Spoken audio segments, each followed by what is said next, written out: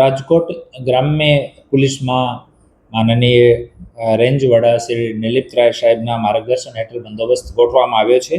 આપણા રાજકોટ ગ્રામ્ય વિસ્તારમાં ટોટલ બિલ્ડિંગ 647 જેટલી બિલ્ડિંગ છે, જેમાંથી 81 જેટલી બિલ્ડિંગ અતિ સંવેદનશીલ કેટેગરીમાં છે.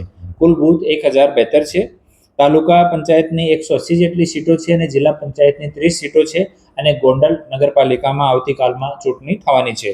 આમાં 1 SP, 2 ASP, 4 DYSP, 29 PI, 57 PSI, 1154 જેટલી પોલીસ, 1292 જેટલા હોમગાર્ડ જીઆરડી, 22 વનરક્ષક અને 56 એસઆરપી. આમ કુલ મળીને 2616 જેટલા લોકોનો બંદોબસ્ત ડિપ્લોય કરવામાં આવ્યો છે.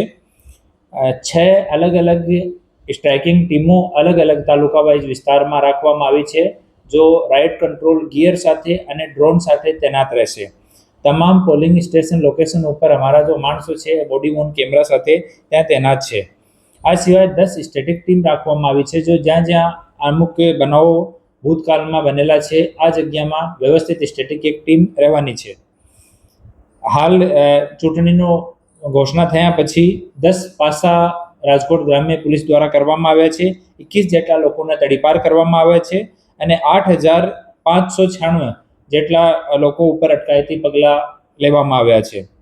અને હાલ પૂરા વિસ્તારમાં બંદોબસ્ત ચાલુ છે. હું તમામ પ્રજાજનોને, વોટર્સને અપીલ કરું છું કે બહાર નીકળીને વધુમાં વધુ આ મતદાનના પર્વમાં સામેલ થવું અને વોટનો જો આપનો રાઇટ છે એનો એક્સરસાઇઝ કરો.